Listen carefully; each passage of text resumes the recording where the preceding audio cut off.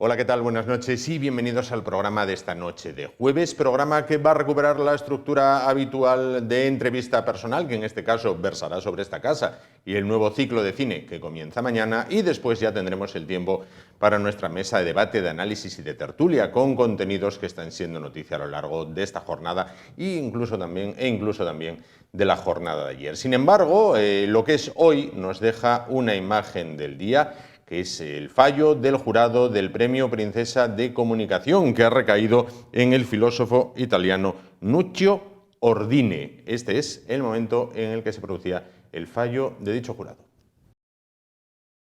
Acuerda conceder el Premio Princesa de Asturias de Comunicación y Humanidades 2023 al profesor, escritor y filósofo italiano Nuccio Ordine, por su defensa de las humanidades y su compromiso con la educación y los valores enraizados en el pensamiento europeo más universal. Era el fallo del jurado, en este caso con las palabras del filólogo Víctor García de la Concha. Después de este fallo, otras impresiones de otros miembros del jurado. Nuccio Ordine resaltaba por los conceptos que hemos explicado. De manera que el jurado cumplió honradamente este deber, que creemos que es un servicio a la cultura española muy importante y que hace que la Fundación Princesa de Asturias tenga cada día mayor relieve, no solamente nacional, sino internacional. También teníamos varias personas que iban en una dirección muy parecida, es decir, la de Nuccio Ordine era desde concretamente un lugar determinado de Europa, que es Italia, que tiene toda la tradición del Renacimiento, etcétera, y entonces es desde ese lugar y afianzar la posición de Europa.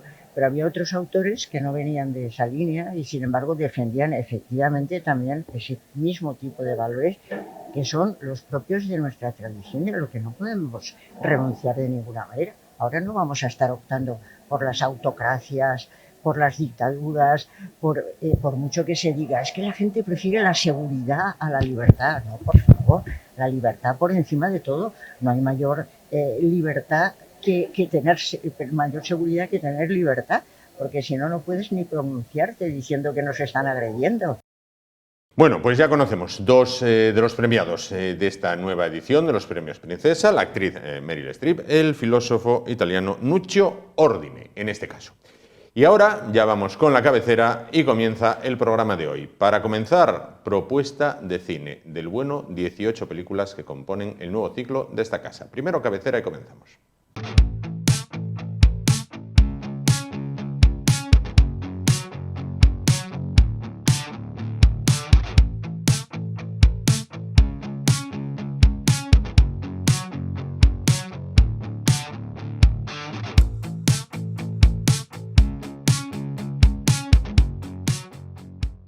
Bueno, pues después de conocer quién es el Premio Princesa de Comunicación de este año, vamos a continuar hablando de comunicar, si bien de una manera mucho más modesta. Vamos a hablar de esta casa, vamos a hablar de Hace Principado Televisión, porque nos gusta el cine, ustedes lo saben y sabemos que les gusta. Hemos finalizado con éxito, considero, el ciclo dedicado a Elizabeth Taylor, una de las más grandes de la pantalla. Y mañana viernes arranca un nuevo ciclo de cine en esta casa, con películas que podrán ver los viernes a partir de las 3:30 de la tarde y la misma película los domingos a partir de las 10 de la noche. ¿Qué tienen estas películas de especial? Bueno, pues tienen de especial esta estatuilla. Esta estatuilla nadie se le escapa, que es un Oscar de la Academia, que es el máximo galardón que puede alcanzar una película. El Oscar es sinónimo de éxito. Cuantas más estatuillas tiene una película, mejor se considera. Y precisamente este ciclo que arrancamos mañana a partir de las 3:30 tiene que ver con los Oscars. Todas, absolutamente todas las películas que ofreceremos han sido premiadas con Oscars de la Academia. A la hora de hablar de cine, hay que recurrir en esta casa a la que más sabe, sin duda, a Lady Oscar, en este caso, que no es otra que Carmen Baragaño. ¿Qué tal? Buenas noches, Carmen. Muy bien, buenas noches. Bueno, pues decía yo, ¿qué denominador común tienen estas películas? Yo ya lo dije, pero hay que recalcarlo. Adelante con ello. Pues más allá de que todas han ganado algún premio Oscar en alguna de las categorías a las que fueron nominadas, son todas grandísimas películas de la historia del cine, son todo obras que de alguna manera han aportado algo, que son innovadoras. Son películas que en verdad te engloban prácticamente lo que sería un siglo entero de cine. Claro, películas en las que prima más, lo decimos siempre, la interpretación que los efectos especiales, donde en base a una persona crean 120.000, donde las explosiones salen de la pantalla y te tiran contra el sofá. Es decir, aquí lo que prima es la interpretación tanto de actores y actrices, entiendo, como de guionistas y directores, ¿no?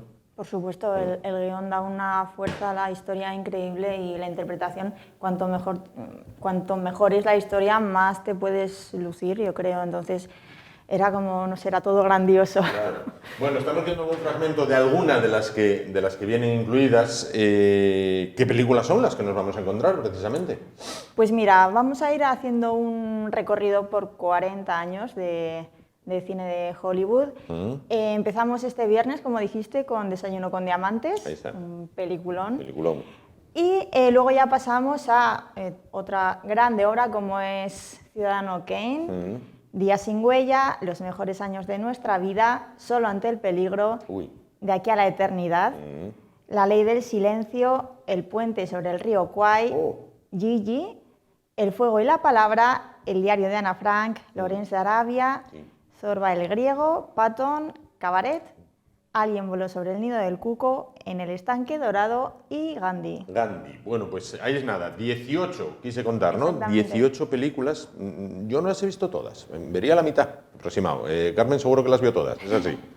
Y algunas varias veces, me consta. Bueno, entiendo que por la lista que acabas de decir, todas las temáticas y gustos, ¿no? Hay desde cine bélico hasta drama, hasta histórico, hasta comedia, pasando por musicales, hay de todo. Sí, exactamente. Es verdad que prima el género dramático, pero bueno, también tenemos películas de western, como puede ser Solo ante el peligro, con Gary Cooper. ¿Y Grace Kelly? Sí. Ah, mira, fíjate. Sí. En uno de esos papeles que personalmente me hacen odiarla, es como Mogambo, no sé qué tienen, pero Sí. en fin, Fría, eso ya es otro fina, tema. Tan fría, tan fina, tan fría, sí. Luego también tenemos cine biográfico, como puede ser Lawrence de Arabia. Película larga, ¿eh? Lawrence de Arabia. Sí, esa hay que cogerla con tiempo, una tarde que llueva. Cine bélico con Patton, musical con Cabaret y Gigi. Y otra de cine biográfico, Gandhi. Tenemos un poquito de todo. Fíjate en la película de Patton, han de fijarse aquellos que ya la hayan visto, los que no la vieron. Bueno, pues inicia con una bandera norteamericana de dimensiones inmensas, en una palabra. Bueno, pues desde el año que fue esa película, la imagen esa de esa bandera norteamericana continúa utilizándose en una de las campañas electorales anteriores en nuestro país. Bueno, pues incluso hasta el Partido Socialista utilizó una enorme bandera de España, que muchos vieron el símil con la película de Patton. Bueno, seguimos más allá, después de este apunte que no vale para nada, pero ahí queda. ¿Qué elenco de actores y actrices vamos a ver? Entiendo que actores y actrices de primera línea, ¿no? Sí, por supuesto. Mira, tenemos este viernes, por ejemplo, a Audrey Hepburn en Desayuno con Diamantes, cantando esa mítica canción de Moon River, que ganó el Oscar. Luego Ciudadano Kane con Orson Welles, Día sin huella, por ejemplo, con Ray Milland, Los mejores años de nuestra vida con Fredric March, Dan Andrews, Myrna Loy, Solo ante el peligro, como bien dijimos, Gary Cooper y Grace Kelly y Katy Jurado. Sí. De aquí a la eternidad, por supuesto, con Burt Lancaster, Deborah Kerr, Montgomery Clift, Frank Sinatra, película esta por la que ganó su único Oscar. Sí. Esa película regateó la censura, ¿no? En su día. Regateó la censura, todavía no sé cómo. Hay una escena en la playa que ahora sería nada, porque, vamos, sería nada. Pero de aquella, dices, aquel día el censor estaba dormido. La gente se volvía muy hábil para meter ahí sus escenas. Sí. Tal cual. Bueno, te interrumpí, adelante. No, menos. Sí, La ley del silencio con Marlon Brando, película por la que ganó su primer Oscar, junto a Eva Marisent. El puente sobre el río Kwai con William Holden, Alec Guinness. Gigi con Leslie Caron, que es una de estas grandes actrices de cine musical. El fuego y la palabra, de nuevo con Burt Lancaster, Gene Simmons, Lawrence de Arabia con Peter O'Toole, Omar Sharif, Alec Guinness, de nuevo, que es un actor fuerte en esta época. Zorba el griego con Anthony Quinn, esta es la película de ese famoso baile, ya lo verán. No la vamos a hacer bailar. Cabaret con Liza Minnelli, yo creo que es posiblemente su película más famosa. Sí, es la más conocida, es la icónica de ella. Sí, Alguien voló sobre el nido del cuco, ya un poco más nuevo con Jack Nicholson. Alto, Jack Nicholson, tú que de esto de cine sabes, Jack Nicholson, leí en una ocasión en internet que está comprobado, o al menos así lo decía aquella publicación, que está comprobado que cuando usted está pasando canales en la tele, todo aburrido, y de repente aparece Jack Nicholson en pantalla, está comprobado que paras y te quedas a verlo. No entero, a lo mejor, pero que tiene algo que está Jack Nicholson en pantalla y te quedas a verlo. Es que Jack Nicholson es una garantía. Por la interpretación, por el tipo de película que suele hacer. Además, tratábamos recientemente el tema de Meryl Streep a raíz de su premio Princesa de Asturias. Jack Nicholson es, junto a ella e Ingrid Bergman, uno de los 3 intérpretes que han conseguido 3 premios Oscar en la historia del cine, que se dice pronto, pero solo lo tienen 3 personas, o sea, es un grande. Claro. Bueno, volviendo adelante. No, ya estamos acabando. Bueno, nos queda En el estanque dorado con Henry Fonda, Katharine Hepburn, Jane Fonda, una historia preciosa que si quieres la desarrollamos un poco luego. Y Gandhi con Ben Kingsley. Ben Kingsley en esta ocasión, al que volvimos a ver en la lista de Schindler. Bueno, vamos a ver, de todas estas películas, tú que sabes de esto, ¿cuál es la más oscarizada? ¿Cuál es, de todas estas, cuál es la que tiene más Champions? Pues es posible que te sorprenda, pero te voy a hacer un top 3. Venga, ahí vamos. Y yo elijo, venga, vamos. Te voy a contar 3 películas con 7 Oscars, como son Los mejores años de nuestra vida, El puente sobre el río Kwai y Patton. Patton. Sí. Bien. El general Patton. Top 2, las películas con 8 Oscars, que se dice rápido, como son La ley del silencio, Gandhi y De aquí a la eternidad. Y la ganadora, redoble de tambores, And the winner is, and the Oscar goes to... ¿Cuál crees? Pues no tengo ni idea, porque... Tenemos dramas, tenemos bélico, tenemos western, tenemos musical... Hubiera apostado por Patton, así que además me gustó y no me gustó.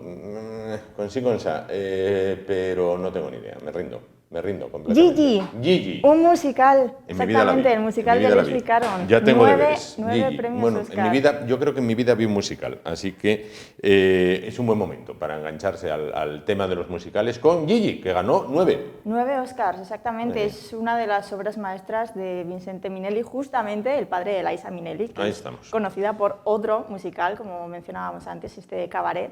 Sí. Y yo creo que fue una película por la que le dieron su primer Oscar.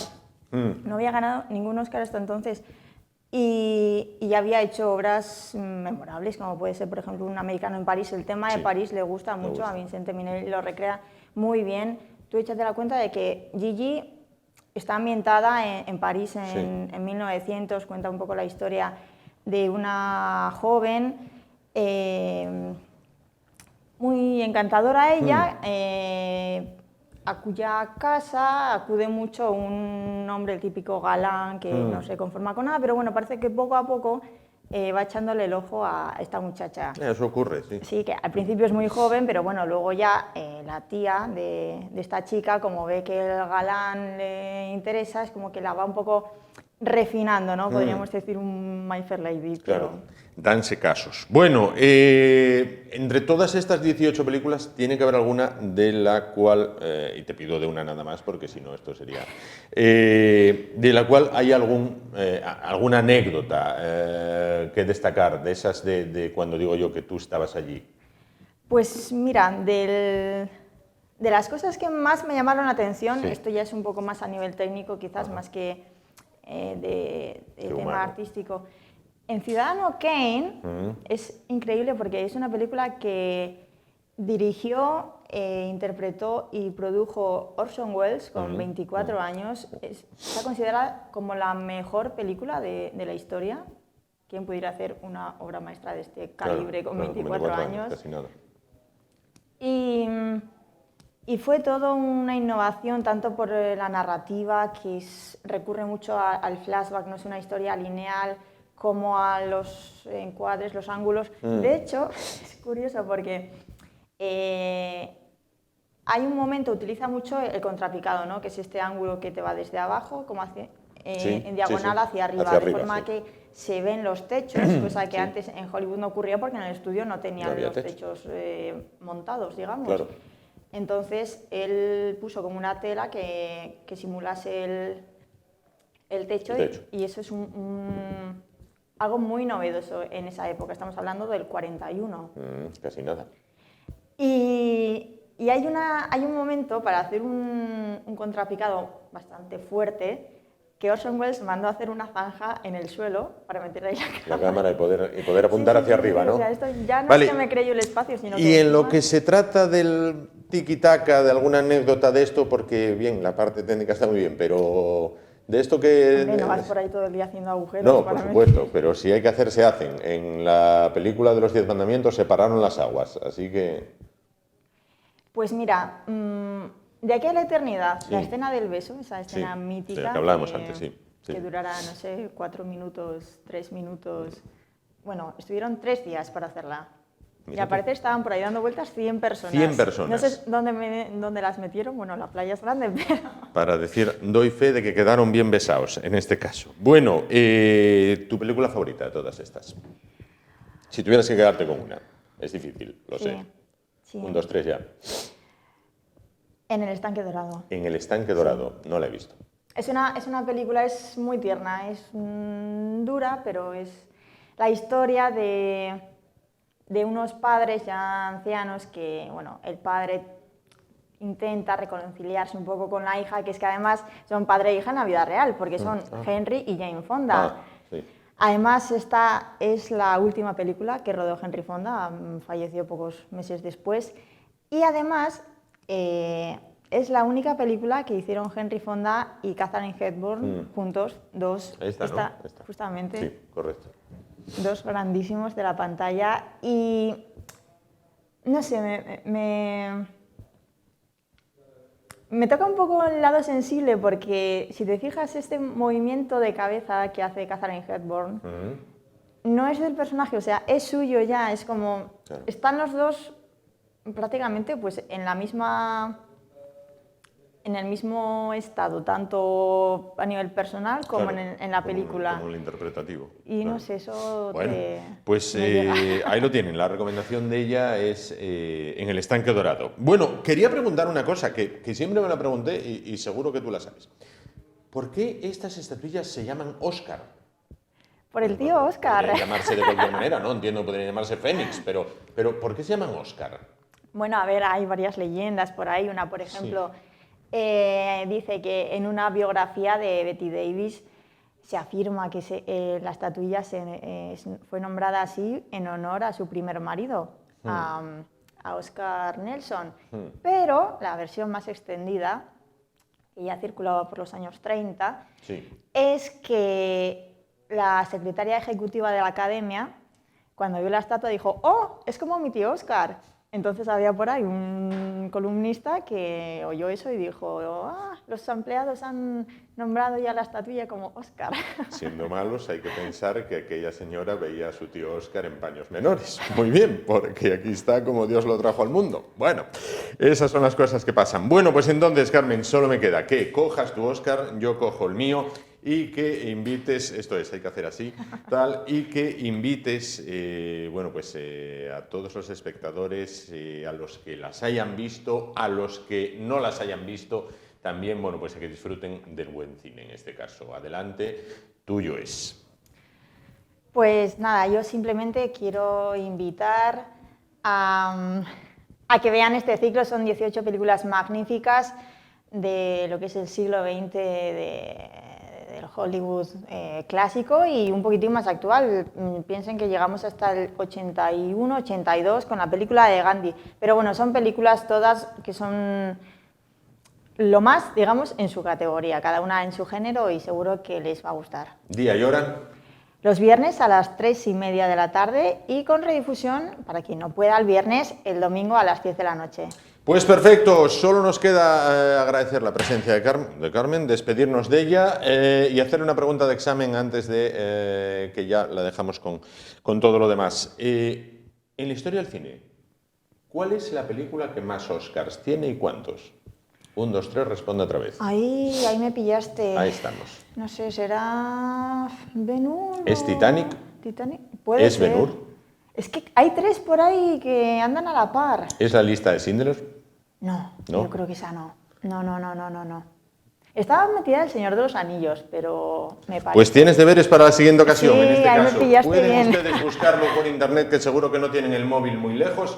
¿Cuál es la película más oscarizada en la historia del cine? Y pueden enviar un correo porque Carmen quizás ahora tenga que hacer muchas cosas y no lo pueda buscar. Comodín del público. Efectivamente, en actvprincipado@gmail.com. Muchísimas gracias, Carmen, por estar con nosotros esta noche, por traernos muy de cerca los Oscars y por acercarnos lo que es el buen cine. Gracias. A ti. Nosotros ahora nos vamos a publicidad, en un momento estamos de vuelta y ya vamos a hablar en la mesa de debate, análisis y tertulia de los temas de los que quizás estén hablando ustedes a lo largo de la jornada, de los temas que hoy son noticia. Hasta ahora mismo.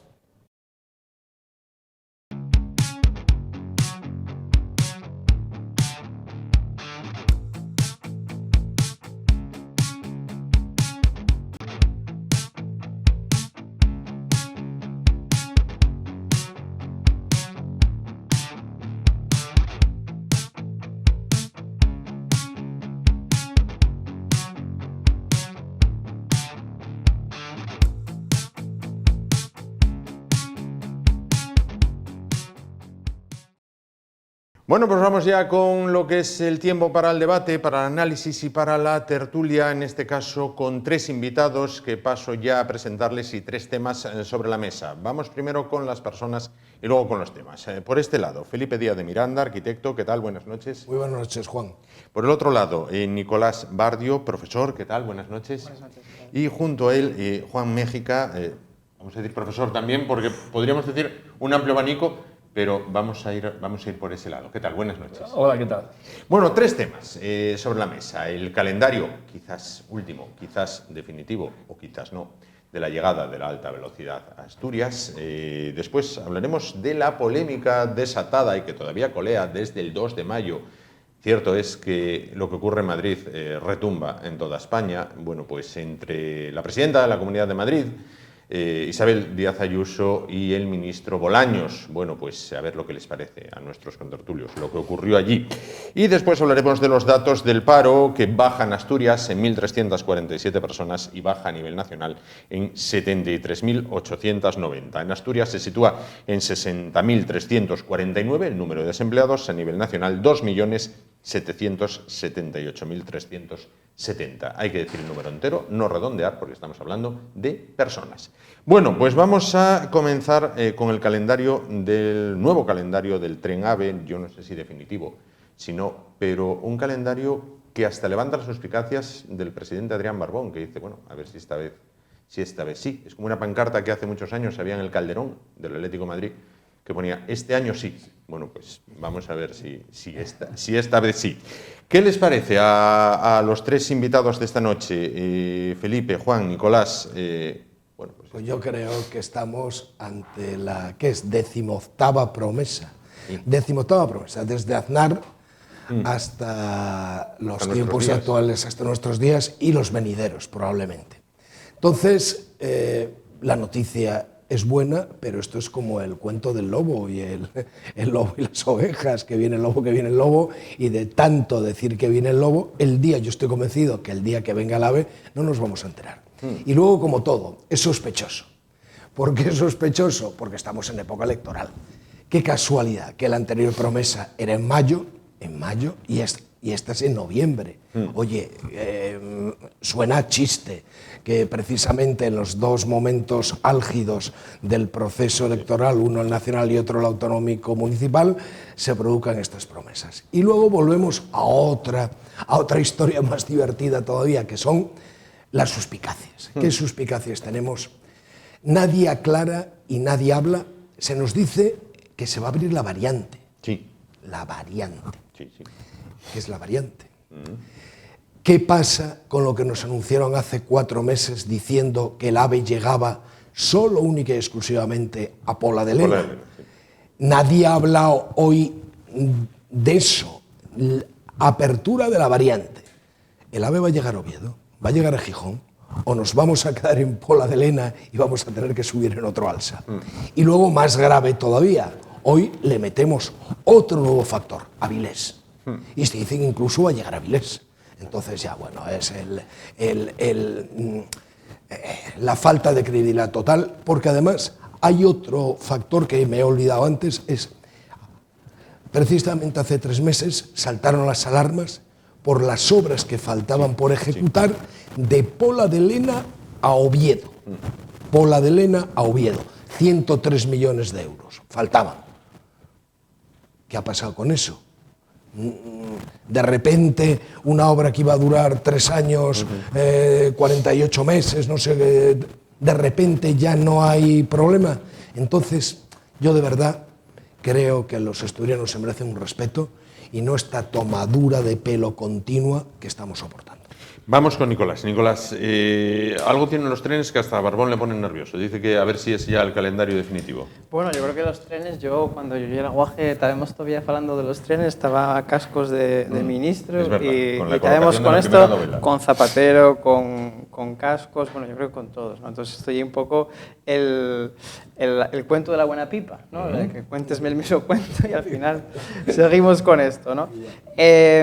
Sobre lo de Pola, lo del tema de que el AVE llega hasta la Pola. El AVE llega hasta la Pola a velocidad AVE. Lo que quiere el tren sigue. O sea, no tienes que bajarte en la Pola a pillar otro tren. Entonces, el tren sigue. Y entonces, unos trenes van a Xixón y otros vienen a Avilés. Por lo menos uno al día a Avilés. Eso es lo que se pidió al ministro de Asturias. Habrá que ver lo que responde el ministro. Sobre lo que yo entiendo que puede ser bueno del AVE para Asturias, a mí parece que una cosa muy interesante es que ahora mismo tenemos muchísimo récord de turismo a nivel de Asturias y vamos, tremendo, ¿no? Pero hay un turismo muy estacional, ¿no? Entonces casi una gran parte del turismo que tenemos es nacional, de gente de Madrid, de otras comunidades autónomas que vienen aquí a visitarnos. El poder tener un AVE a lo largo de todo el año va a permitirnos tener ese turismo a lo largo de todo el tiempo, con lo cual vamos a generar más empleo a lo largo del año y desmasificar, que yo creo que también una de las cosas que preocupa a mucha gente, ¿no? Ese turismo masificado que de repente vienen y te tomen los pueblos y demás. Y yo creo que eso puede ser un factor de ayuda.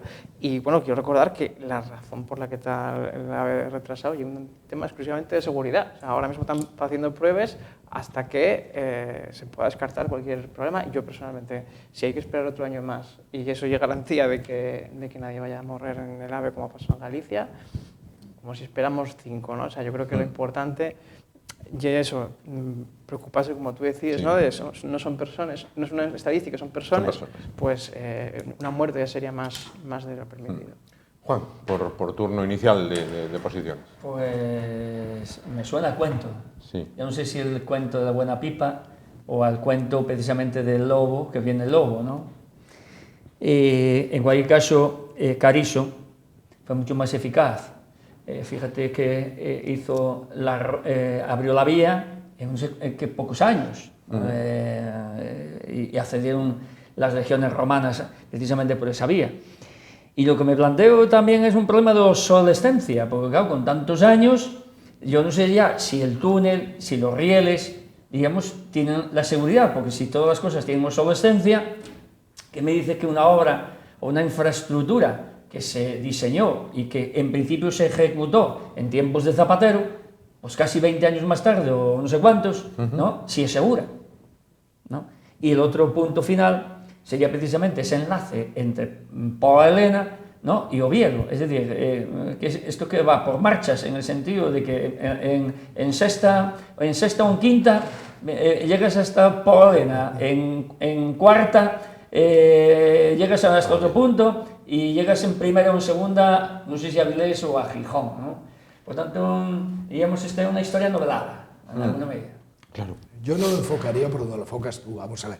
A ningún asturiano nos cabe la más mínima duda, ninguna duda, que el AVE es beneficioso. Lo que estamos planteando es cuándo. Que es beneficioso lo sabemos absolutamente todos. O sea, no enfoques por ahí porque por ahí no vamos. Vamos en que cuándo vamos a tener activo y útil ese medio de transporte. Cuando sea seguro. Espera. Luego hablabas del problema del turismo de Asturias. Hombre, me da risa. O sea, decir, hablar de problema, de avalancha, de turismo en una autonomía en la cual el turismo, no sé, yo estoy acostumbrado a algún país extranjero, estoy acostumbrado a Madrid, Barcelona, Andalucía, y entonces o cualquier pueblecito de la costa mediterránea. Cualquier pueblo de la costa mediterránea, cualquier pueblo prácticamente tiene las mismas plazas hoteleras que el 80% de Asturias junta. Cualquier pueblecito, no vamos a decir una capital. Entonces el problema del turismo en Asturias es otro, es organización, es estructuración, es como casi todo, organización desde la administración. Pero problema ninguno.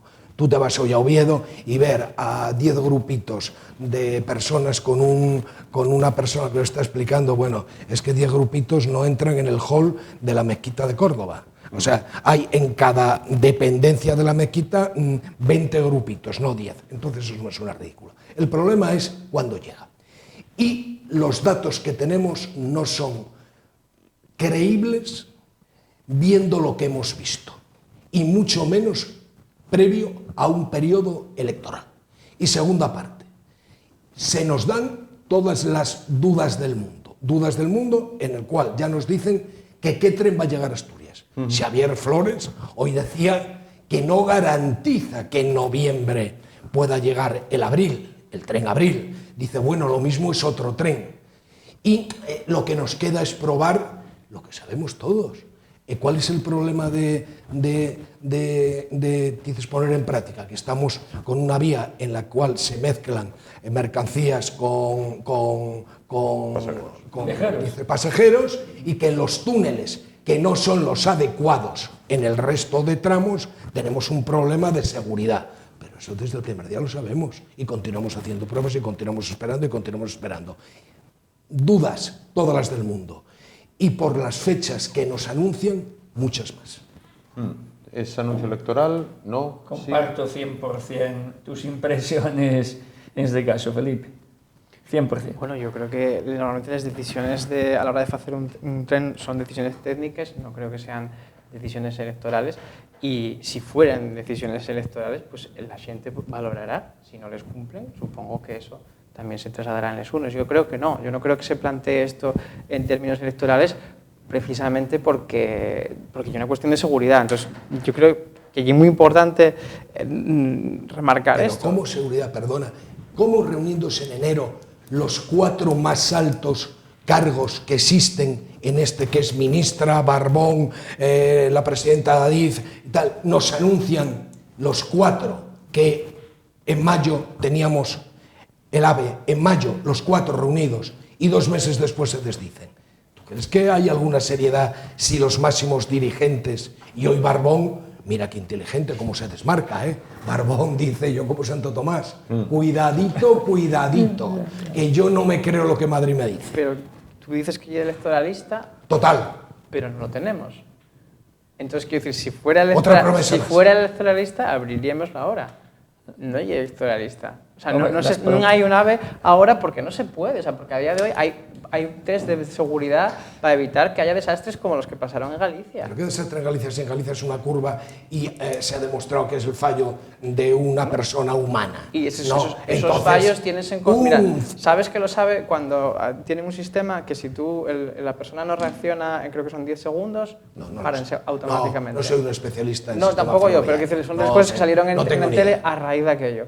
Entonces, son cosas, esto pasa en el mundo de la aviación, cada vez que hay un accidente darte más información de qué pasó, por qué pasó y evitar que eso pase. Entonces, lo de Galicia y cualquier otro accidente de tren hay que lo integrar para evitar que eso pase. Igual hay algún accidente en el futuro, pero por lo menos trabajar ahora... Es un lunar, hombre, es una manchita Bueno, dentro de yo miles prefiero, de días de trabajo. Yo prefiero tenerlo cerrado un año y estar seguro que si me subo a ese tren no me vaya a pasar nada. Seguro. Prefiero, de verdad. Hombre, Seguro la Igual- seguridad no existe 100%. Pues no, para eso subeste a una montaña no rusa. existe pero- 100%, ¿no?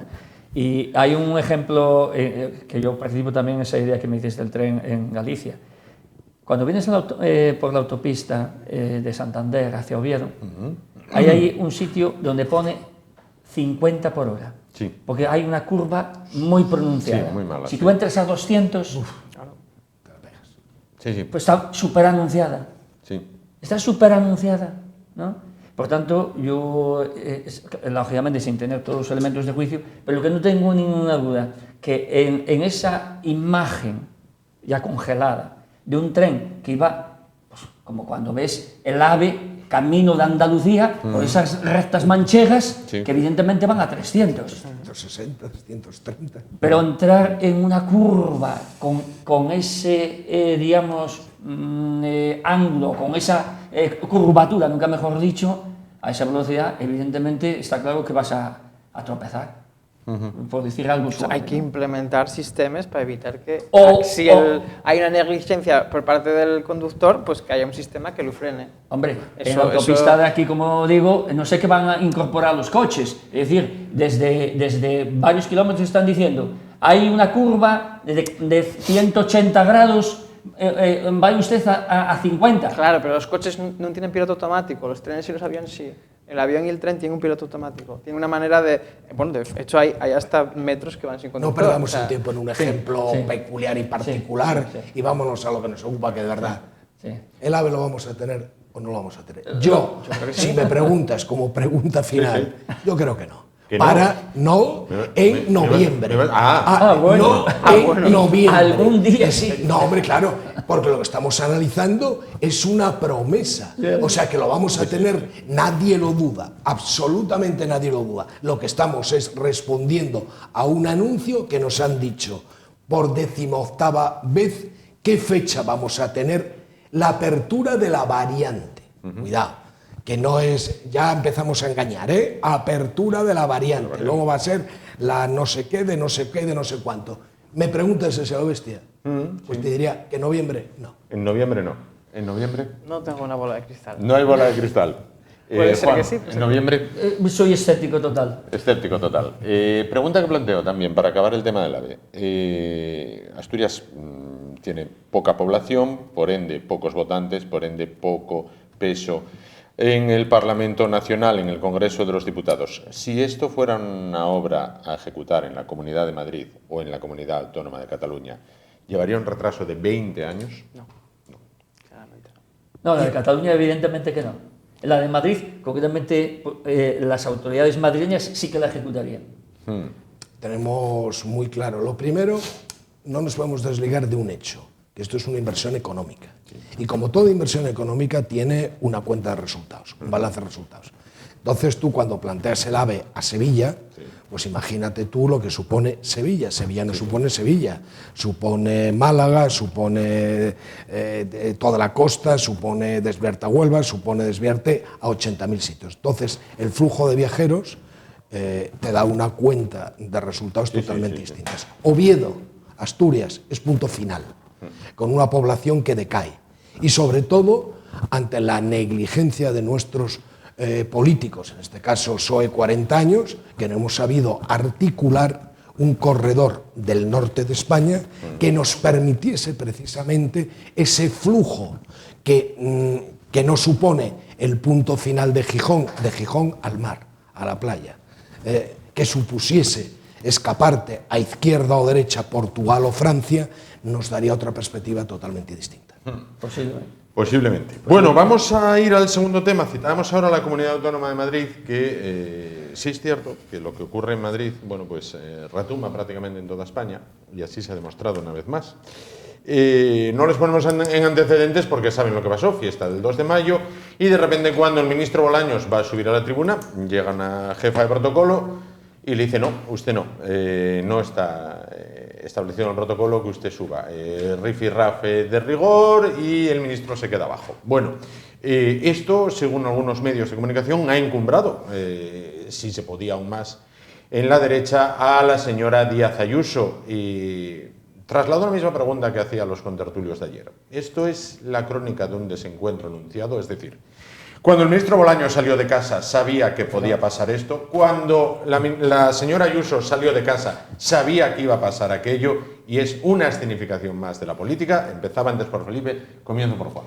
No tengo la menor duda. Es decir, en tema de protocolo creo que lo conozco bastante bien porque he participado en muchos actos y desde luego está muy preestablecido.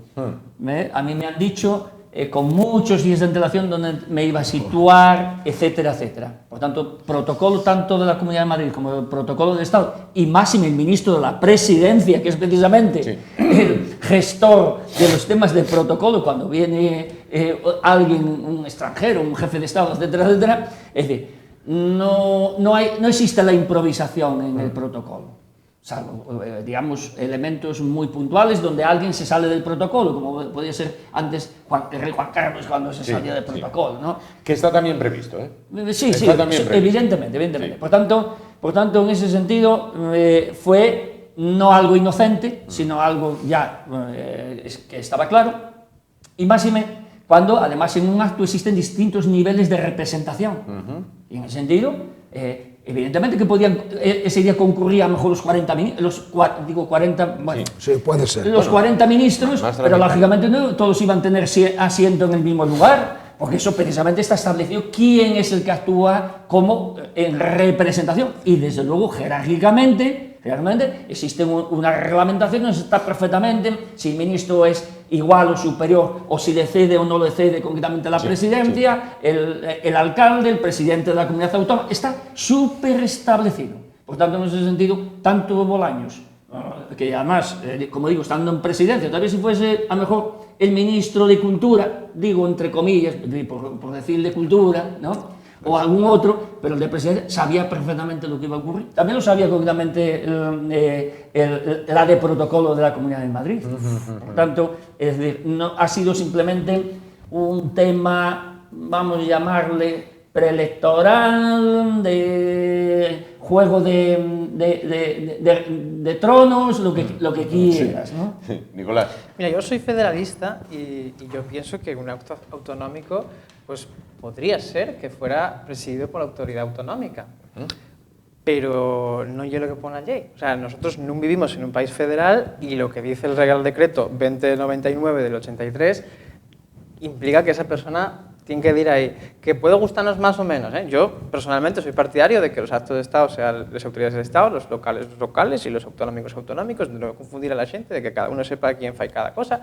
Yo soy partidario de eso, pero claro, la ley para todos, ¿no? Yo creo que la gente de derechas son gente en general muy de orden y puede ser que te guste fastidiar al contrario, pero a costa de romper la ley yo creo que no. Yo creo que la mayoría de la gente de derechas no me parece que esté en eso. Entonces yo creo que ahí fue un patinazo de Ayuso que, bueno, supongo que al final, bueno, es una cosa protocolaria, tampoco creo que sea una cosa especialmente grave, ¿no? Bueno, decía Zapatero que lo importante era la foto. ¿Te acuerdas? Siempre dijo, lo importante es la foto. Y la foto... Y nos trajo consecuencias graves. Y la foto se la ha llevado... en la foto ha puntuado Ayuso. A tenor de lo que... Yo, de todas maneras, quiero recordar que Ayuso no lleva la líder de PP, sino que lleva Feijóo. Y que nosotros somos asturianos, estamos en la tele asturiana debatiendo de política autonómica madrileña, ¿no? No, debatimos... Esto va por mi cuenta. Debatimos... En este programa se debate sobre, considero, lo que se habla en casa o en el bar. Vale. Oye, ¿qué te pareció lo de Ayuso? Meca, ¿viste lo que pasó con Bolaños? Si esto hubiera sido, imagina, por ejemplo, cuando fue la ministra Merkel a Turquía y el turco aquel, el presidente, no sé cómo se llama, Erdogan, se sentó, no, presidenta Merkel no, la jefa de von der Leyen. Se sentó y ahí la dejó de pie y tal, y me paso por aquí, por el arco de Constantinopla a Estambul y la Sublime Puerta, dejo a aquella mujer allí de pie. hablaríamos de eso. Yo creo que si Isabel... Obviamente a Turquía no llegamos. Si Isabel Díaz Ayuso quiere mandar ella en los actos y que no venga nadie fuera, tiene que plantear una reforma de la ley y adelante. Yo apoyaría en ese aspecto. O sea, si hay una reforma de la ley, para hacer de esto una cosa más federal, bien, pero mientras que eso no, la ley está para todos y hay que la cumplir. Y hay que la cumplir. Yo, como no puede ser de otra manera porque estoy viendo, no estoy de acuerdo contigo. Yo creo que en todos los estamentos, desde el municipal, y sabe mucho más que yo Juan Méjica, mucho más que yo de protocolo, lógicamente, pero está perfectamente todo arreglado. Y no hay esa historia que estás contando. En cada acto, depende de quién venga, puede venir al Ayuntamiento de Oviedo el rey. ¿Y en qué calidad? Y en calidad de qué viene se sabe y saben qué sitio tiene que ocupar y qué sitio tiene que estar. Dejando este tema que está clarísimo. Dos, yo creo que aquí hay dos debates. Uno de ellos, lo que ha ocurrido, el hecho en sí, en el cual quién tiene razón o quién no tiene razón. Aparentemente parece que Bolaños estaba fuera de juego, aparentemente, porque ir y hacer el papel que hizo no es normal, siendo el ministro de la Presidencia. El ministro de la Presidencia tiene más información, mucha información, infinita información de todo lo que va a ocurrir ahí, de todo. En ese momento que acude, ¿qué pasa? Que lo que ha ocurrido es la transposición de lo que estamos viendo en la política nacional. El insulto permanente, la falta de educación, falta de desconsideración. Un rey, el jefe del gobierno, va a Cataluña y el señor no lo recibe, el presidente de la Generalitat ni acude. Falta total y absoluta. Estamos confundiendo lo que es el jefe de gobierno con otras cosas. La señora Ayuso, si eso ocurre, ¿qué debería haber hecho? Pues probablemente en esas circunstancias ser lo suficientemente elegante para permitir subir y no hacer un feo a España, al presidente, porque al fin y al cabo es España, dejarlo subir y cuando termine la rueda de prensa ponerlo a caer de un burro. Decirle, mire usted se ha colado aquí, le he dejado estar, no sé qué historia. Pero volvemos a lo mismo. Estamos ante un gobierno torpe. La palabra más suave que se me ocurre, torpísimo. Y han convertido, una vez más, en heroína del 2 de mayo a la señora Ayuso y a su jefa de protocolo como la señora artillera que está ayudándola a tirar cañones. Esto le han puesto en bandeja, le han brindado un brindis al sol, una torpeza inadmisible que ayer mete la pata por la mañana los portavoces del gobierno e inmediatamente hay una orden, silencio total y absoluto, no hablemos una palabra, que lo único que estamos es subiendo el índice de votantes de Ayuso. Entonces, yo creo que hay los dos temas. El primero, torpeza total y absoluta por parte de un gobierno de la nación. Segundo, mala educación, que no podemos, que un ministro, yo ayer estuve escuchando una entrevista a Tezanos, en la cual pues se hablaba, es vergonzoso escuchar la entrevista de Tezanos, o sea, parecía una proclama del Partido Socialista Obrero Español, pero además le decía, es que a usted, señor Tezanos, ministros del gobierno han pedido su dimisión, siendo usted puesto un hombre... No hay respeto. No hay orden, no hay...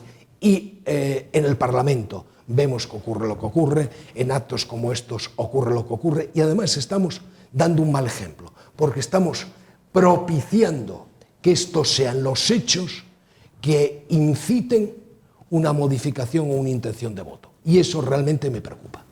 Dos cosas sobre lo que acabas de decir. En primer lugar, no hay un problema con el gobierno, hay un problema con la Comunidad de Madrid.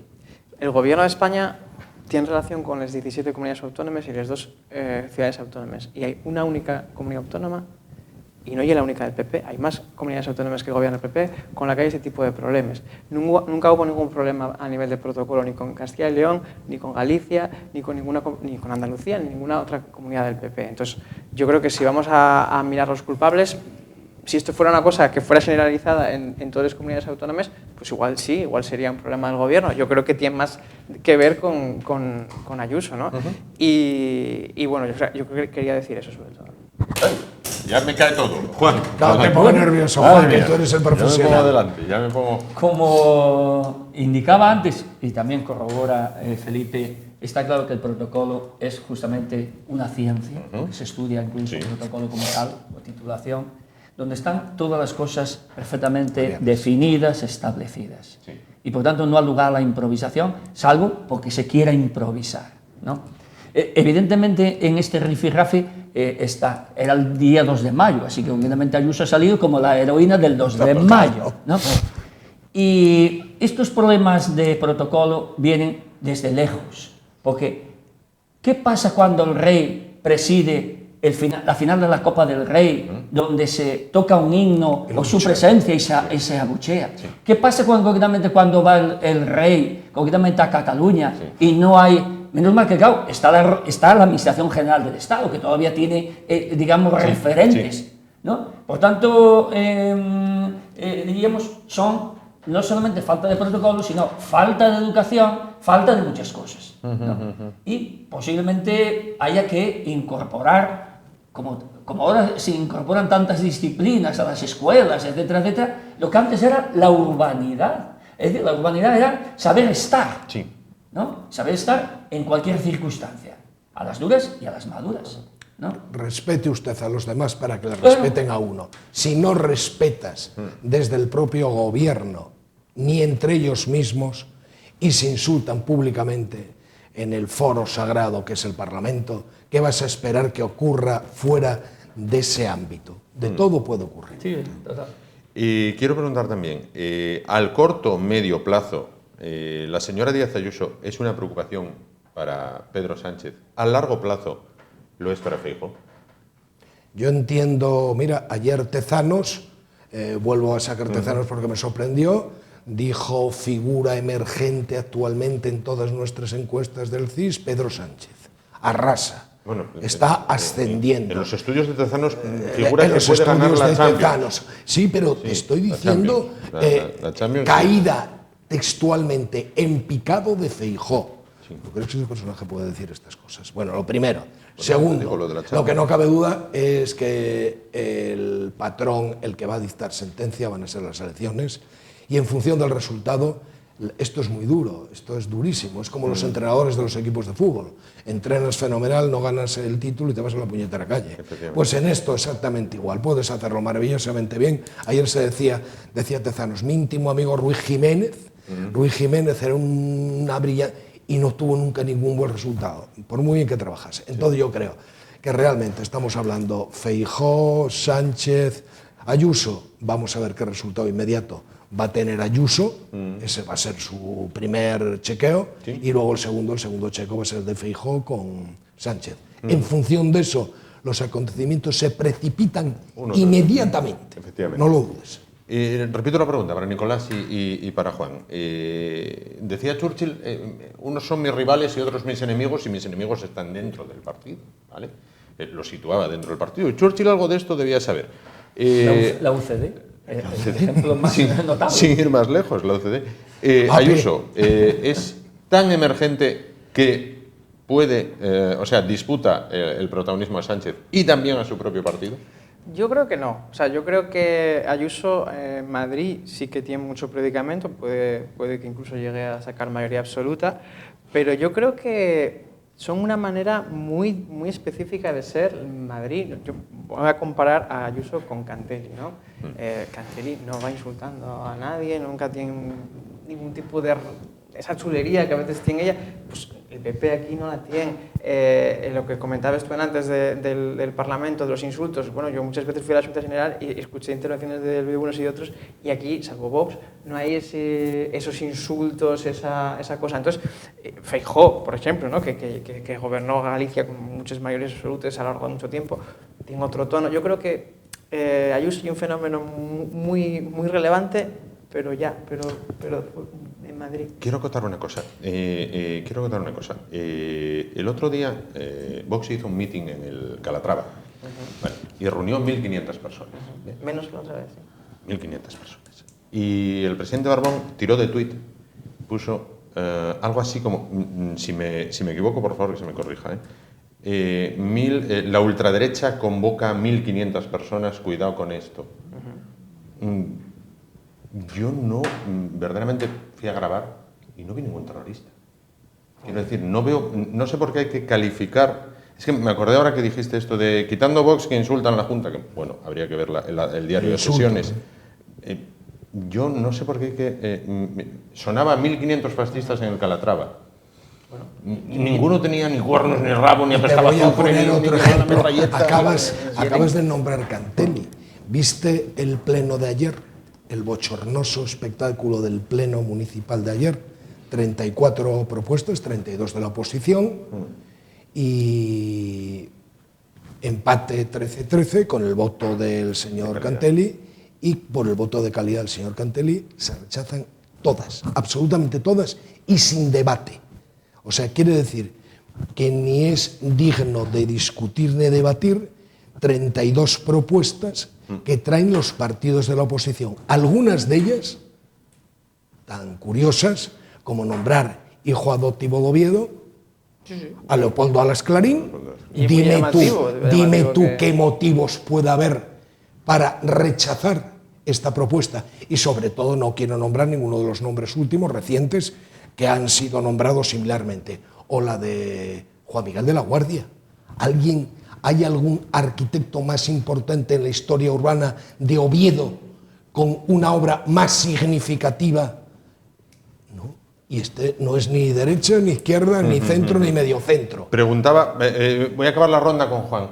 Juan, ¿Ayuso es una amenaza para el PSOE y a la larga para su propio partido? Bueno, Ayuso se mueve en un feudo y no hay que extrapolar a veces, diríamos, la proyección o la trayectoria de un líder, una lideresa o quien sea, ¿no? Es decir, que usted puede tener, ocurrió en Alemania, en Baviera, en el Lander, ¿no? En el sentido que no me acuerdo quién era, que tenía una enorme proyección y sin embargo no tenían, la que la tenía era concretamente la que fue tantos años la Merkel, ¿me entendéis? Es decir, que no es extrapolable concretamente, yo creo, a veces el predicamento que tienes en un sitio en otro. Lo cierto es que lo que no hay ninguna duda es que Madrid está asistiendo a un periodo de crecimiento increíble. Si hay un lugar de España, y yo me pateo España, nunca he visto tantas grúas como en Madrid.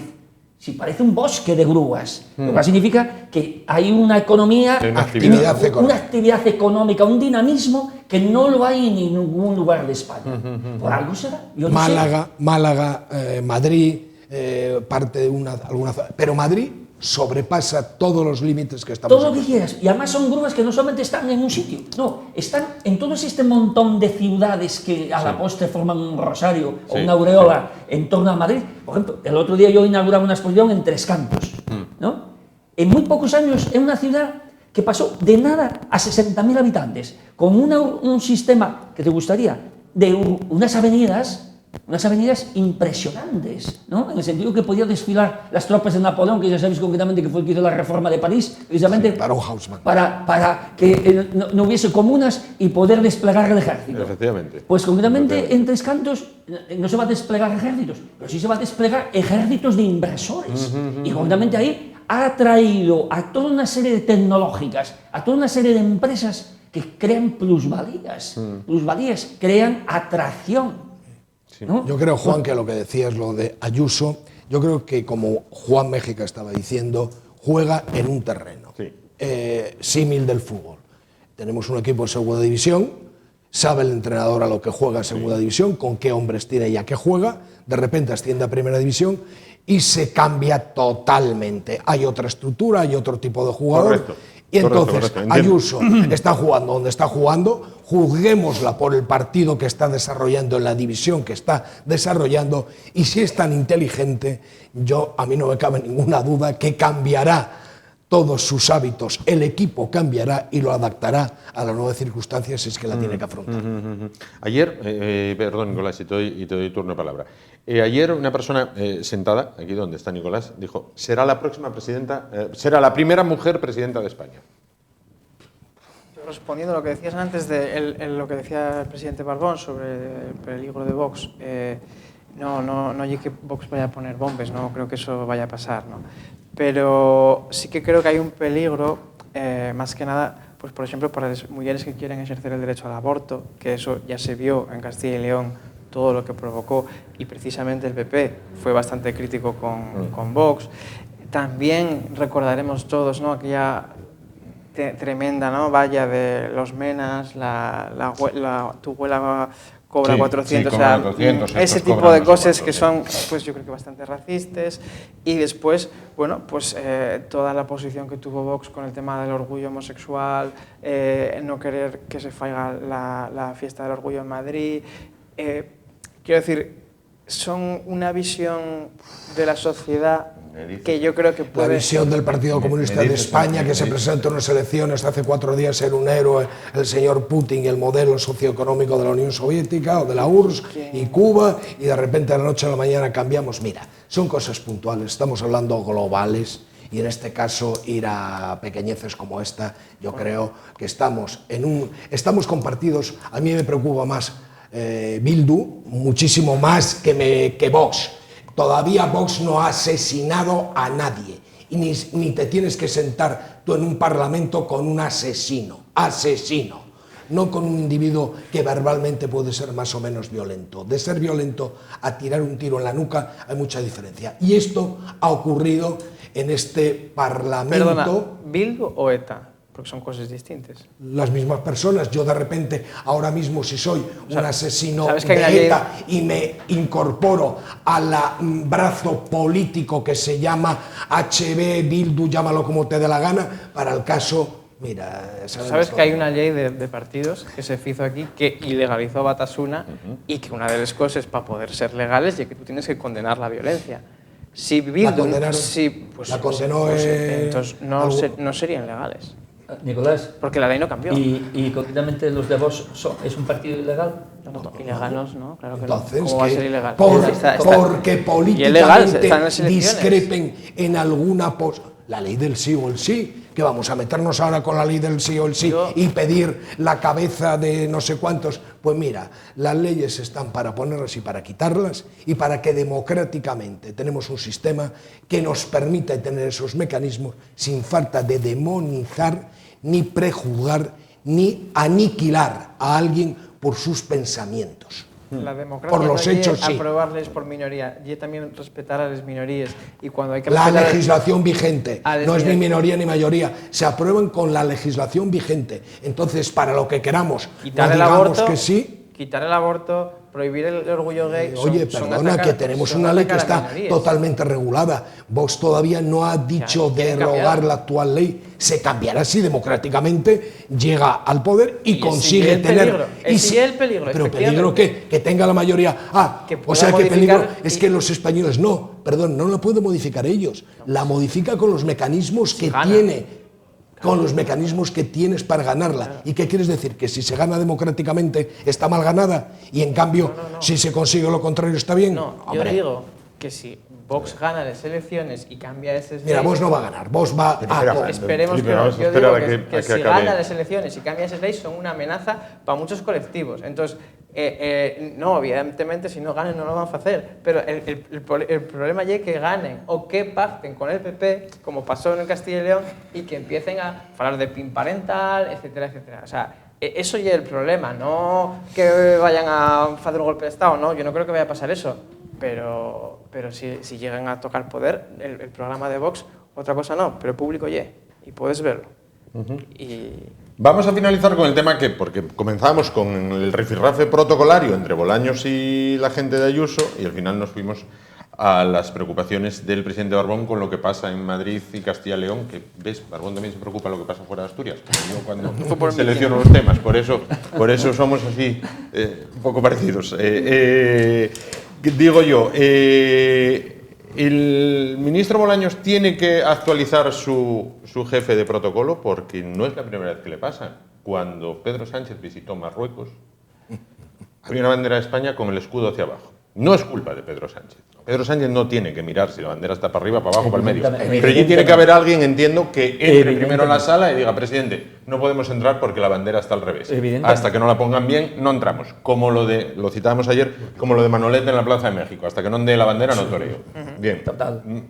¿Bolaños tendría que revisar el tema de a quién tiene ahí en protocolo o cómo, Juan? No, pero volvemos a lo mismo. Pero si el protocolo insisto, es una asignatura y una disciplina que está perfectamente definida, perfectamente reglada, perfectamente establecida y concretamente no hay improvisaciones. Eso es ya después lo que quiera uno salirse concretamente o no del cauce o provocar o no provocar situaciones. Está perfectamente establecida, perfectamente.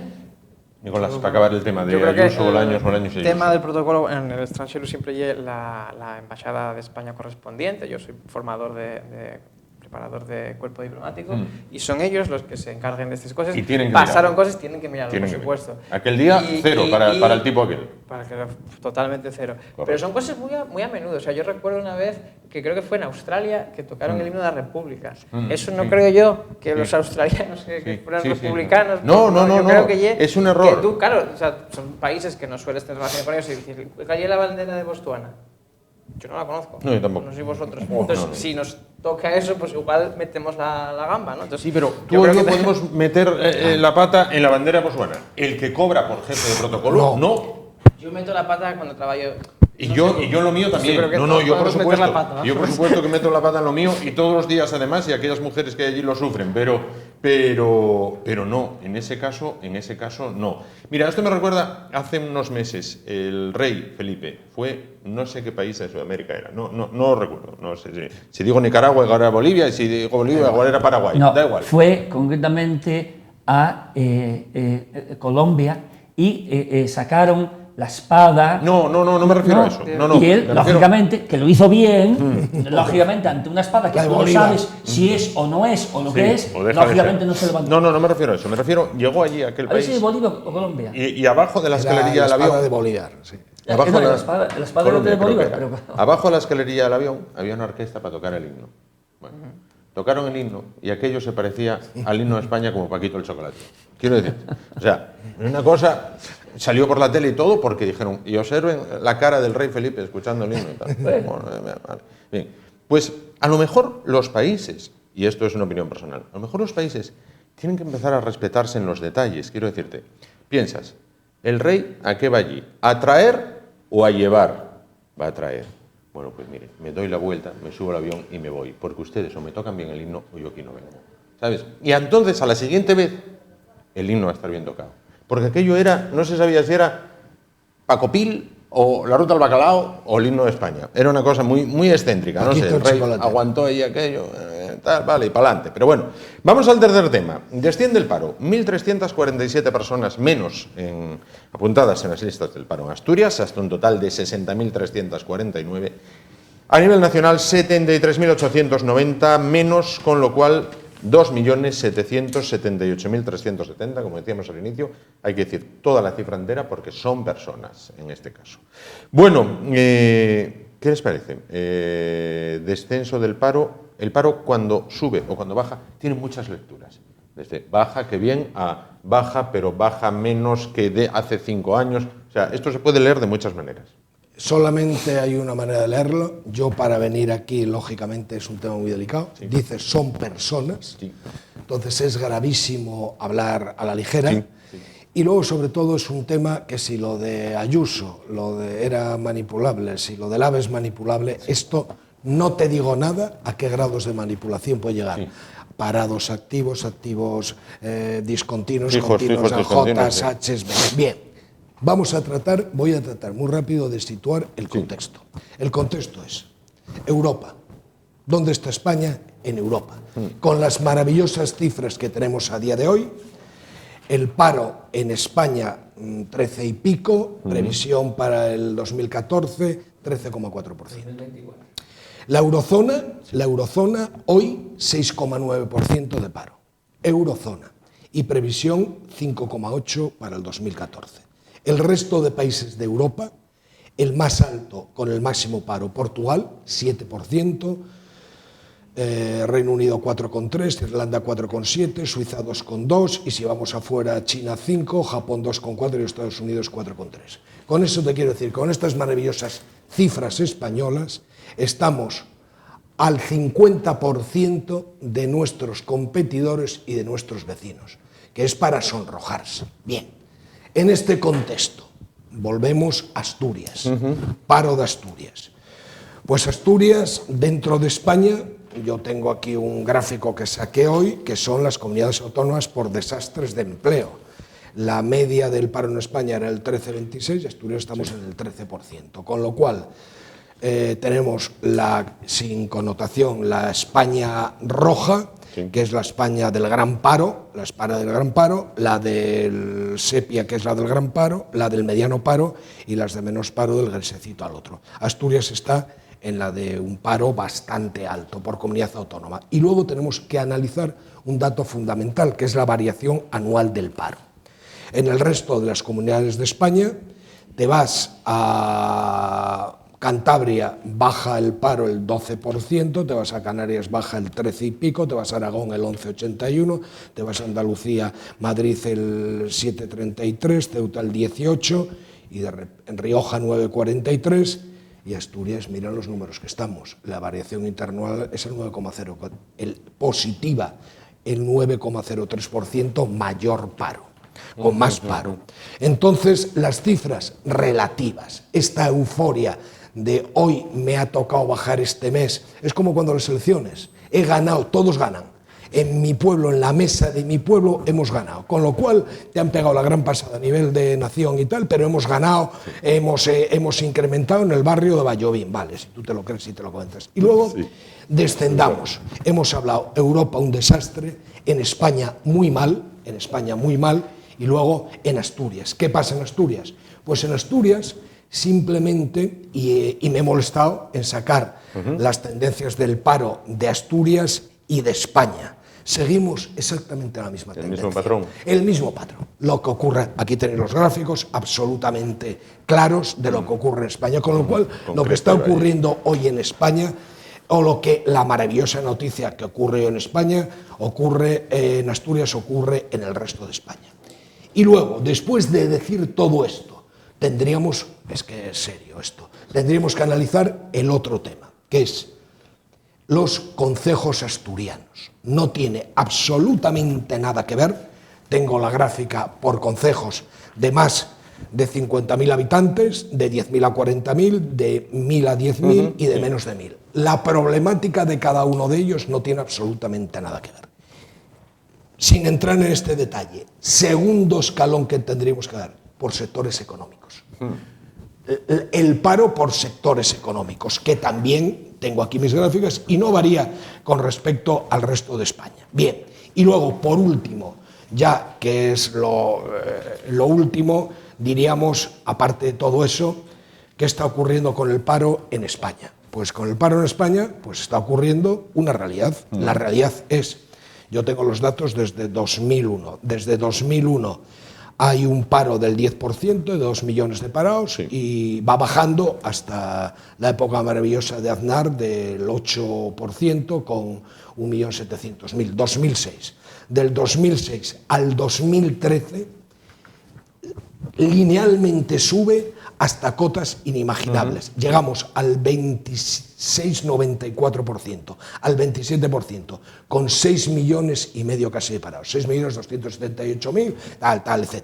Y desde ese año, 2013, a hoy, 2022, se da un proceso continuo, pero despacito, de descenso. Sí. Estamos hablando media del 2014-23, 2015-21, 2016-18-19, 2019-15, 2020-15, 2021-14 y ahora estamos entre el 12 y el 13. Estamos en la dinámica normal que está ocurriendo en España y en Asturias, en comparación con España, estamos mal.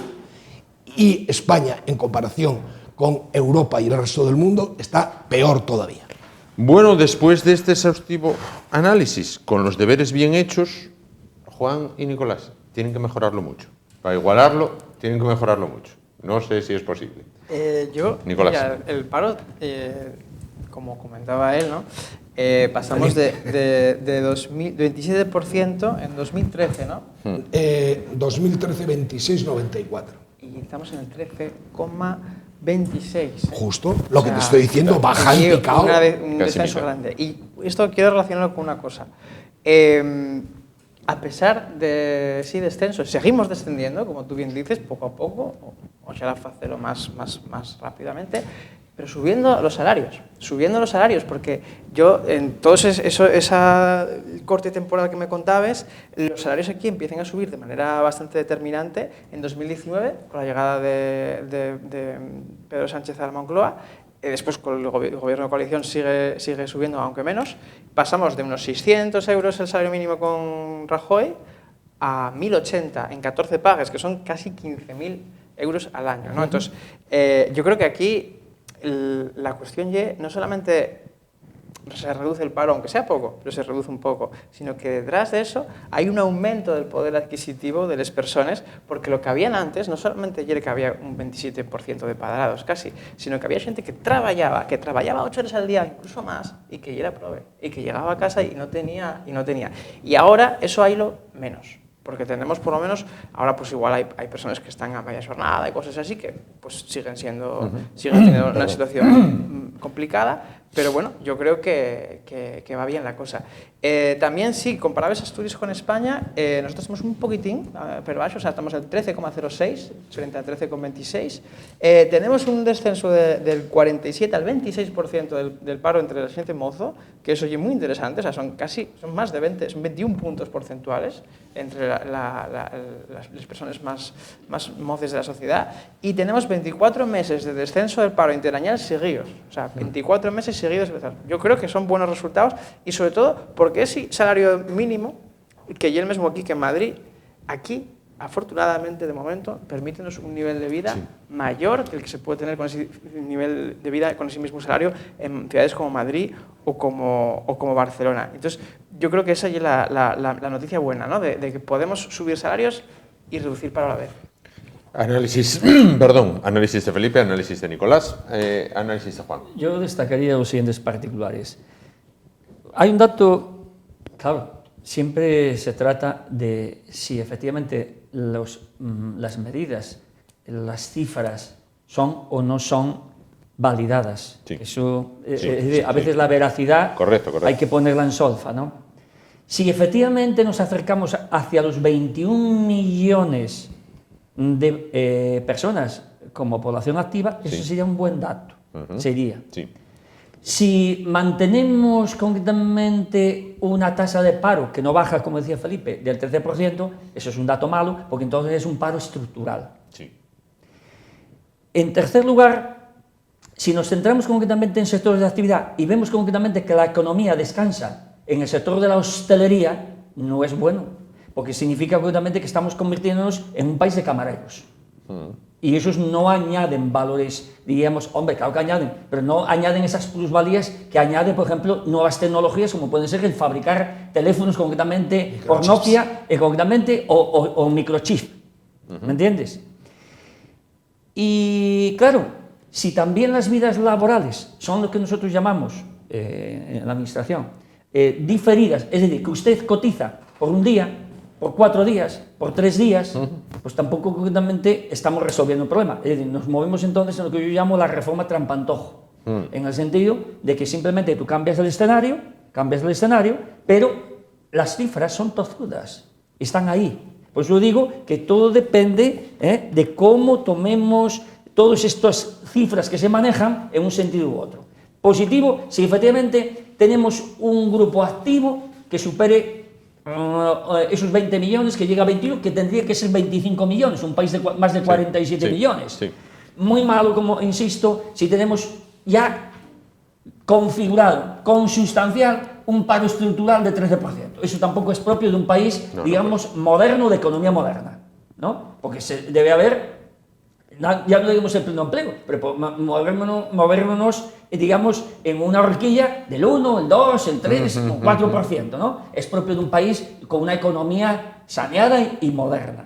Y luego, claro, yo lo que pongo en solfa, porque lo veo todos los días en juicios, ¿no? Son esas vidas laborales donde un ciudadano, un trabajador, obviamente pasa en 2 años, que yo no sé a la postre cuál es su profesión habitual, pasa por los 11 grupos de cotización. Es decir, usted primero, que está muy bien la empleabilidad, ¿no? Que se llama este término, pero obviamente usted lo que no puede estar es un día cotizando aquí, otro día en otro sitio, porque eso al final genera o crea, pues eso, vidas laborales pobres y lógicamente en el futuro va a tener que complementarse con mínimos, porque sus bases de cotización son tan ínfimas que no llegan, desde luego, nunca a las pensiones mínimas que se fijan anualmente. Comprendo. Antes de finalizar, quiero hacerles una pregunta al hilo de esto del paro. Ha analizado, bueno, pues exhaustivamente Felipe los datos, bueno, han hecho sus aportaciones Nicolás y Juan, pero quiero preguntarles una cosa. Creo que era el año 2006, en un debate entre el señor Rajoy y el señor Zapatero. Ambos, los dos, prometieron el pleno empleo. Y luego cayó la que cayó. En 2007, 2008, la crisis, pim pam, el aumento del paro. Bien. ¿En aquel momento era factible el pleno empleo en España? Los dos lo prometieron. Hubo un momento de euforia, que fue ese momento de Aznar, en el cual conseguimos bajar esas cifras del 7-8%, en la cual, bueno, si continuábamos las proyecciones demoscópicas, llegaban al cero total y absoluto y bajábamos como un submarino, íbamos debajo del mar. Era posible. Luego la realidad económica, el contexto nacional e internacional, nos situó lo que salió. Y luego, además, en todo este tema, luego yo creo que hay otros dos factores muy importantes, que es, que no hemos dicho, lo que es la tasa de paro y la tasa de actividad, que son dos cosas que hay que analizar seriamente dentro de un contexto si queremos hablar de manera seria. La tasa de actividad en España no varía tanto, estamos en ese 57-58, llegando al punto álgido del 60,4%, y ahora estamos en el 50%. Pero desde cualquier época, estamos diciendo desde 2001, que tengo aquí los datos, hasta hoy, no ha sufrido ninguna caída ni subida espectacular. En cambio, la tasa de paro sí. Y luego, la gran tragedia, que también tenía el dato y se me olvidó de decir también, que era lo de las edades, los sectores en Asturias. En Asturias, por ejemplo, pensar que el año pasado pues teníamos entre la gente los 4 escalones que hay, menos de 25, 25 a 54, mayor de 55, los 3. Que en menores de 25 años estábamos en el 36,4% y de 25 a 54, 9,7%, y de mayor de 55, 9,7%, y de mayor de 25 a 54, el 11%. Y esto, lo único que ha variado del 22 a los datos que tenemos hoy del 23 es que precisamente la de menor de 25 años ha bajado, pero se está diciendo que es por el éxodo bestial que ha habido de jóvenes de Asturias, con lo cual no están contabilizando en el número que contabilizaban antes, porque la media de la tasa de paro continúa exactamente igual. Entonces yo creo que por ahí van los tiros, sinceramente. Para finalizar, de manera muy rápida, telegráfica, Nicolás, el paro de la gente joven es una preocupación, te pregunto como persona más joven de esta mesa. Bueno, tampoco, yo tengo ya 36 años. El de 47. ¿Quién lo estuviera? Creo que no entro en la... Si me cogen a mí con 36... Y es preocupante, y lo que creo que hay, yo soy un poco pesimista, aunque a corto plazo estemos reduciendo mucho el desempleo, que es una cosa muy buena. Tenemos un debate que yo creo que hay que tocar, que es el debate sobre la inteligencia artificial, sobre cómo la IA permite, y ahora está pasando, reducir muchísimo la necesidad de mano de obra. Y eso no solamente está pasando en cosas que pensábamos nosotros, bueno, pues va a haber robots que van a hacer coches y entonces ya no va a haber obreros. No, está pasando con ilustradores. Hay una IA potentísima, ¿no? De Midjourney, no sé si la conocéis. Está pasando con gente que hacía artículos para los blogs de internet, para las traducciones. O sea, hay una cantidad de empleos que está destrozando la IA. Y yo creo que hay que... Pero eso pasó con la revolución industrial. Rompían las máquinas. Yo no digo que sea malo. Rompían las máquinas. Yo creo que todo lo que sea tener más tiempo libre es buenísimo. Pero tenemos que debatir como sociedad. Pero ahí hay un problema. Todo lo que sea tener tiempo libre es buenísimo, pero por el tiempo libre todavía no pagan.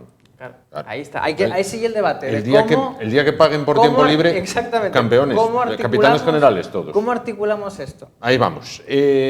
Juan, para acabar. Digamos, esas inflexiones, ya lo acabo de decir bien claro también, Felipe, desde la revolución industrial ha sido un continuo, ha sido una sucesión, ¿no? De que la mecanización, la incorporación de cualquier tipo de avance tecnológico, ¿no? Iba a suponer, pues desde luego, una tragedia en el empleo. Y se ha ido, es decir, adecuando, adaptando como de una manera u otra se ha ido adaptando el mercado de trabajo concretamente a lo que era la producción. Así que en ese punto hay que ser optimista. Yo estoy seguro que aparecerán un montón de profesiones nuevas y que desaparecerán muchísimas otras. Incluso yo escribí un libro con más gente, los oficios del bajo nalón. Y había una serie de oficios que ya no existen. Por ejemplo, los mareógrafos. El mareógrafo era el que medía las mareas allí en el puerto San Esteban para ver si podían entrar o no los barcos. Por ejemplo, y había unas cuantas más. Los gandingos. Los gandingos eran una profesión en el sentido de que se trataba, en lugar de recoger la cosecha en el campo, recoger el carbón del cauce del río tras el lavado del carbón. Esos eran los gandingos. Correcto. Y te puedo señalar como una docena de profesiones que se perdieron concretamente en el bajo nalón. Tal cual. El gran secreto, yo creo que lo apuntó antes Juan, es decir, tenemos en el tiempo que nos toque incorporarnos a los tiempos que nos toca vivir. Sí. Y no anclarnos en el pasado. Por ejemplo, ahora mismo estábamos diciendo, dediquemos Asturias a investigar inteligencia artificial, y no tengo nada con menosprecio a la hostelería, pero invertir en inteligencia artificial es garantizar un futuro, Irlanda, un futuro increíble para nuestros hijos. Y luego, en el tema opuesto, el sector primario es fundamental dotarle al campo, porque es la fuente de recursos más natural que tenemos, darle los medios suficientes para poder garantizar que esta gente en el medio rural tenga modo de subsistir dignamente con los mismos medios y avances que tenemos en la ciudad. El éxodo del campo a la ciudad, que es una tragedia, no se convierta en un mito ahora mismo. Yo en eso no estoy completamente de acuerdo, pero tendríamos que tratarlo otro día. Antes de finalizar, voy a comenzar por Juan. Estamos en Semana del Libro Oviedo. Juan, quiero que me diga un libro que a lo largo de su vida, un libro que haya leído, que a lo largo de su vida le haya marcado, ¿y por qué? Es muy fácil. Y lo tengo, como digo, ahora mismo. El viejo y el mar. Me parece extraordinario, El viejo y el mar. Y me parece extraordinario también Knut Hamsun. Y eso concretamente que fue tildado de fascista y todo lo que quieras. Pero amigo, Hambre, Pan y Bendición de la Tierra son tres novelas extraordinarias. Y luego, evidentemente, es que yo me muevo en las distintas disciplinas literarias. Claro, un San Juan de la Cruz sigue siendo insuperable. Insuperable. Nicolás, un libro que a lo largo de la vida de Nicolás le haya marcado, ¿y por qué? 1984. ¿1900? 84 de George Orwell, porque me parece que hay una denuncia muy interesante de lo que puede ser un sistema totalitario, pues como el nazi o como la Unión Soviética, ¿no? Y creo que llega una manera de recordarnos, ¿no?, a lo que hay que siempre evitar, evitar ir a eso. Correcto, y acabo con Felipe, un libro. Yo sin lugar a duda, dos tiene que ser, uno de ellos como creyente, sin lugar a duda la Biblia, un modo de afrontar el futuro con unas bases sólidas y de solidaridad con respecto a este prójimo que nos rodea, y el otro sin lugar a duda que me marcó de pequeñito fue el Quijote, que desde los 6 años iba a leer todas las tardes a casa de mi abuelo. Y el Quijote como modo también de vivir, de afrontar la vida, el futuro, la imaginación, el ingenio, la gobernanza, creo que es otro de los libros maravillosos. El Quijote y la Biblia. El Quijote y la Biblia, el libro de Orwell y los tres que nos recomendaba. El viejo y el mar. El viejo y el mar. La lucha permanente, luchar es vivir. Efectivamente. Bueno, pues yo recomiendo uno en esta ocasión. Es de dos autores, de Dominique Lapierre y Larry Collins, que se llama Art de París. De cómo pudo estar la ciudad quizás más bella del mundo a esto, de quedar arrasada como arrasaron Varsovia. Bueno, pues muchísimas gracias a los tres. Juan, muchísimas gracias. Nicolás, muchísimas gracias. Y Felipe, muchísimas gracias. Como gracias también les damos a ustedes por estar con nosotros una noche más. Volvemos el martes, sí. El martes, a partir de las 10 de la noche. Hasta entonces, gracias por su atención, ánimo y adelante.